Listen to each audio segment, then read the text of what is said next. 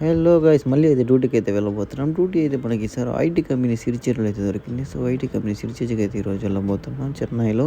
So ఏంటంటే duty మనమైతే ఆఫీస్కి వచ్చామని వెళ్ళి పికప్ చేసుకొని రావాలి. సో మనకైతే ఒక కార్ ఇస్తారు. ఆ కార్ తీసుకొని వెళ్ళి మనమైతే వాళ్ళని ఎక్కడెక్కడ ఉంటారు వెళ్ళి పికప్ చేసుకొని రావాలి. మనం ఈ రోజు వెళ్తున్న ఏరియా అయితే వండలూరు. మనమైతే ఆటోమేటిక్ కార్ అయితే ఇచ్చారు. మనమైతే దాన్ని తీసుకుని వెళ్తున్నాం. ఈ డ్యూటీ అయితే మంత్లీ కూడా ఉండేది. సో మంత్లీ వేకెంట్ ఉంటే మనం ఎవరైనా జాయిన్ అవ్వచ్చు. సో దానికి ప్రాసెస్ ఏంటంటే కింద కామెంట్ చేయండి చెప్తాను. సో మనకైతే కార్ ఇచ్చారు. మనమైతే స్లోగా వెళ్తున్నాం. 6:15కి అలా పికప్ చేసుకోమని చెప్పారు. సో మనమైతే చిన్నగా కార్లో అయితే వెళ్తూ ఉన్నాం. సో లేట్ అయినా పర్వాలేదు, కొంచెం అయితే స్లోగా అయితే వెళ్ళాలి మనం. ఎందుకంటే మనం నమ్మి కార్ ఇచ్చినప్పుడు మనమైతే చాలా జాగ్రత్తగా వెళ్ళాలి. మనతో ఎవరు రానప్పుడు అయితే చాలా జాగ్రత్తగా వెళ్ళాలి. ఎవరైనా ఉన్నప్పుడైనా కానీ జాగ్రత్తగా వెళ్ళాలి. సో ఎందుకంటే మనం నమ్మి ఒక 30 లక్షలు 40 లక్షల కార్ అయితే మన చేతిలో పెడుతున్నారు కాబట్టి చాలా జాగ్రత్తగా అయితే వెళ్ళాలి.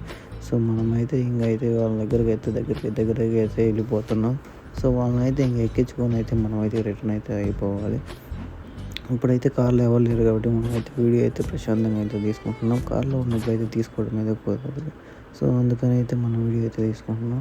సో వాళ్ళని అయితే పికప్ చేసుకొని అయితే మనమైతే వెళ్ళబోతున్నాం ఇప్పుడు. సో మనం వచ్చిన ఏరియా ఏంటంటే కిలంబక్కం బస్ స్టాండ్, చెన్నైలోని పెద్ద బస్ స్టాండ్ ఇది. సో ఇదైతే కట్టారు. ఇక్కడ నుంచి హౌస్ స్టేషన్కి వెళ్ళడానికి చాలా మందికి అయితే బస్సులు ఉంటాయి. సో అక్కడికి వెళ్ళి అయితే మనం పికప్ చేసుకుని అయితే వస్తున్నాం.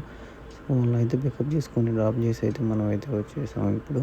సో ఇంకేం లేదు, కాలు వాళ్ళకి అప్పగిచ్చేసి మనం అయితే ఇంటికి వెళ్ళిపోతున్నాం. ఇదైతే 2 hours ఇదిలో. సో బండిలో పెట్రోల్ అయిపోయింది. సో బండిలో పెట్రోల్ కొట్టుకుని వీటికి అయితే వచ్చేసి